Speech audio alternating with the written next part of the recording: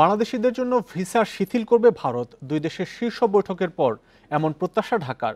পররাষ্ট্র উপদেষ্টা জানান, এতে দুই দেশেরই স্বার্থ উদ্ধার হবে। এখন দিল্লির সিদ্ধান্তের অপেক্ষা। বিশ্লেষকরা বলছেন, দ্বিপক্ষীয় সম্পর্ক স্বাভাবিক করতে দুই দেশের মানুষে মানুষে যোগাযোগ বাড়ানোর বিকল্প নেই। তাই দ্রুত জটিলতা নিরসনের পরামর্শ তাদের।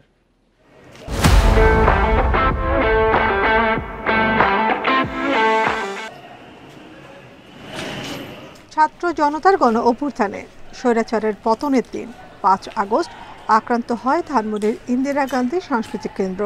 ২৬শে আগস্ট ভারতীয় ভিসা সেন্টারের সামনে বিক্ষোভ করে বিক্ষুব্ধ জনতা।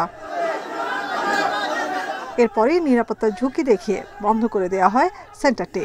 একে একে বন্ধ করে দেওয়া হয় চট্টগ্রাম, খুলনা, সিলেট ও রাজশাহীতে ভিসা আবেদন কেন্দ্র।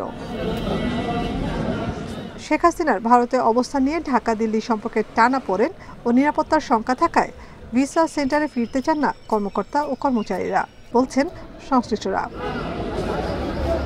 তবে অধ্যাপক ইউনূস ও নরেন্দ্র মোদীর বৈঠকের পর ভিসা কার্যক্রম স্বাভাবিক হওয়ার আশা বাংলাদেশের। পররাষ্ট্র উপদেষ্টা বলেন, বাংলাদেশিরা না গেলে ভারতেরই ক্ষতি। এরই মধ্যে সংকটে পশ্চিমবঙ্গের অর্থনীতি। ভিসার ব্যাপারটা তাদের ব্যাপার, আমরা চাইবো যে তারা ইজ আপ করুক, কিন্তু না হলে যেটা বিষয় হবে সেটা হলো যে কোনো প্রকৃতিতে তো কোনো ভ্যাকুয়াম থাকে না। যদি সেখানে ভিসার অভাবে লোকজন যেতে না পারে, তারা অন্য কোথাও যাবে এবং যাচ্ছে ইতিমধ্যে। তারা যদি চায় ইজ করবে, তাহলে তাদেরও স্বার্থ উদ্ধার হবে, আমাদেরও স্বার্থ উদ্ধার হবে।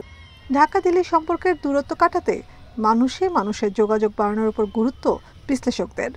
দুটি দেশের মধ্যে সম্পর্ক উন্নয়ন করতে চান, people to people level contact বাড়াতে চান, তাহলে ভিসা না ওপেন করে আপনি এটা করতে পারেন না। সুতরাং এটা আমি মনে করছি যে একটা টেস্ট কেস হিসেবে যদি সীমিত আকারে খুলে দেয় এবং যদি আগামী ১ মাস ২ মাস এটাকে দেখে যে এটার প্রতি মানুষের রিয়াকশন কী। কারণ ভারত আমাদের কিন্তু প্রয়োজন আছে যে লো কস্ট হেলথ ফ্যাসিলিটিস এবং আরও লো কস্ট যে ট্যুরিজম, সেটাতেও কিন্তু ভারত নিজেই কিন্তু সাফার করছে। গত বছর জানুয়ারি থেকে জুন পর্যন্ত ভারতে ভ্রমণে যাওয়া পর্যটকদের মধ্যে সবচেয়ে বেশি ছিলেন বাংলাদেশিরা। নাফিজুদ্দৌলা, ইন্ডিপেন্ডেন্ট নিউজ, ঢাকা।